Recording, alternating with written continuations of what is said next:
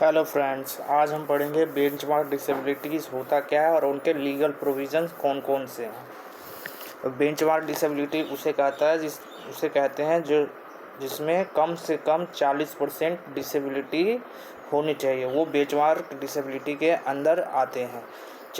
कम से कम 40%, at least 40% disability होना चाहिए किसी भी जो RPWD एक्ट 2016 के अनुसार जो है 21 प्रकार की डिसेबिलिटीज़ बताई गई हैं, जिसके अंतर्गत जिस किसी भी सिंगल एक डिसेबिलिटी में 40% होना अनिवार्य है। अगर 40% से कम है अगर किसी का डिसेबिलिटी, तो वो बेंचमार्क डिसेबिलिटी के अंडर नहीं आता है। 40% से अधिक अगर है डिसेबिलिटी, तो वो बेंचमार्क डिसेबिलिटीज़ के अंदर आएंगी। RPWD act covers the following disability. RPWD act यानी the rights of person with disabilities act, ये कब आया है?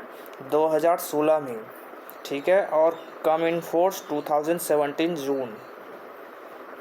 इसके अंतर्गत 21 डिसेबिलिटीज़ के बारे में बताया गया है, ठीक है।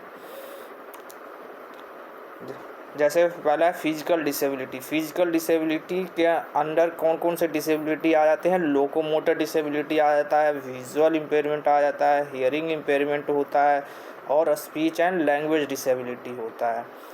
अब लोकोमोटर डिसेबिलिटी में कौन कौन से हैं? तो लेप्रेसी क्योर्ड पर्सन्स जो हो गया, ये सेकंड है सेरेब्रल पाल्सी, थर्ड है ड्वार्फिज्म, फोर्थ है मस्कुलर डिस्ट्रॉफी और फिफ्थ है एसिड अटैक विक्टिम्स, जिनको एसिड अटैक विक्टिम्स जो हैं वो सारे आ जाते हैं। विजुअल इम्पेयरमेंट में आते हैं ब्लाइंडनेस और लो विज़न। ब्लाइंडनेस जो टोटली ब्लाइंड है, और लो विज़न जिसको कम दिखाई देता है, जिसके जैसे 40% या 40% से अधिक जिसकी डिसेबिलिटी है।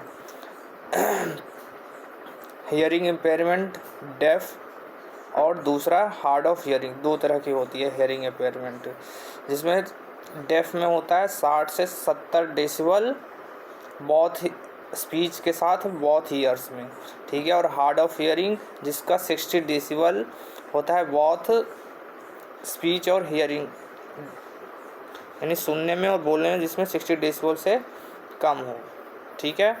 और फिर नेक्स्ट है स्पीच एंड लैंग्वेज डिसेबिलिटी, जिसको स्पीच यानी कि बोलने में और लैंग्वेज में परेशानी होती है, वो स्पीच एंड लैंग्वेज डिसेबिलिटीज़ में आती हैं। सेकंड हो गया इंटेलेक्चुअल डिसेबिलिटी। इसमें है स्पेसिफिक लर्निंग डिसेबिलिटी, जिसमें जो है बच्चों को लिखने पढ़ने बोलने में परेशानी होती है। स्पेसिफिक SLD इनका स्पेसिफिक लर्निंग डिसेबिलिटीज़, ठीक है, जिसमें डिसकैलकुलिया हो गया, डिसलेक्सिया हो गया, जिसको डिसकैलकुलिया जिसमें मैथ में परेशानी है कैलकुलेशन करने में, डिसलेक्सिया हो गया जिसमें रीडिंग करने में परेशानी जिसको होता है, और डिसग्राफिया, ये सभी हो गया। ऑटिज़म स्पेक्ट्रम डिसऑर्डर ASD जिसे कहा जाता है, ठीक है, जिसमें बच्चा हाइपर एक्टिव हो जाता है और स्टीरियोटाइप बिहेवियर करने लग जाता है। थर्ड हो गया मेंटल बिहेवियर या मेंटल इलनेस भी कहा जाता है इसको।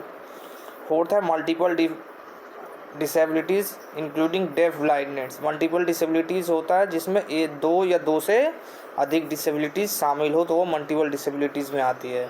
और डिसेबिलिटी काउज ड्यू टू, जिसमें क्रॉनिक न्यूरोलॉजिकल कंडीशंस आते हैं, और दूसरा आता है ब्लड डिसऑर्डर्स आते हैं।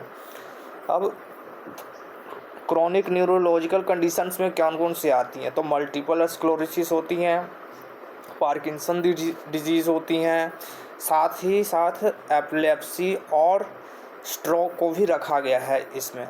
और ब्लड डिसऑर्डर्स में 3 प्रकार की डिसेबिलिटी है, हीमोफीलिया, थैलासीमिया और सिकल सेल डिजीज़। ये 3 प्रकार की डिसेबिलिटी जो है वो ब्लड डिसऑर्डर से संबंधित है। अब जनरल लीगल प्रोविजंस कौन कौन से हैं डिसेबल पीपल के लिए, कौन कौन से प्रोविजंस बनाई गई हैं?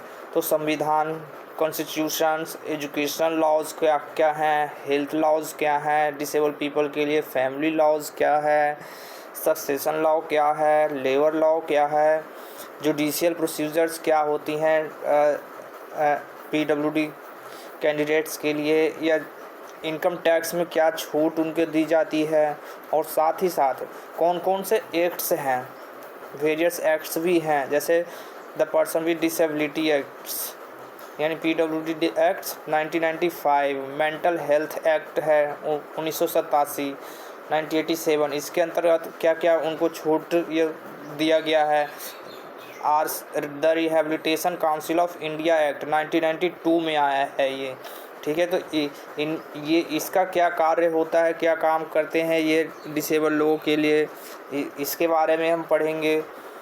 The national trust for welfare of persons with autism, cerebral palsy, mental retardation, जिसको आज हम इंटेलेक्चुअल डिसेबिलिटी के नाम से जानते हैं, एंड मल्टीपल डिसेबिलिटी एक्ट 1999, ये इसे हम शॉर्ट में NTA नेशनल ट्रस्ट एक्ट 1999 के नाम से भी जाना जाता है, जिसके अंतर्गत या जिसके अंदर जो है 4 प्रकार की डिसेबिलिटीज़ के बारे में बताया गया है, जिसमें पहला है ऑटिज़म, दूसरा है सेरेब्रल पाल्सी, तीसरा है इंटेलेक्चुअल डिसेबिलिटी, चौथा है मल्टीपल डिसेबिलिटी, ठीक है।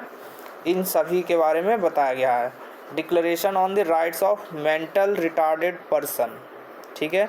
ये सारी चीज़ों जो है, ये सारे जो है लीगल प्रोविजंस हैं, और साथ ही the rights of person with disability act, ठीक है, RPWD एक्ट 2016, ठीक है। ये इनमें क्या प्रोविजंस नया क्या इंक्लूड किया गया है पर्सन विद डिसेबिलिटीज़ के लिए, ये सभी चीज़ों के बारे में हम जानकारी प्राप्त करेंगे नेक्स्ट वीडियो में, ठीक है। आज के लिए फ़िलहाल इतना ही। Thank you very much.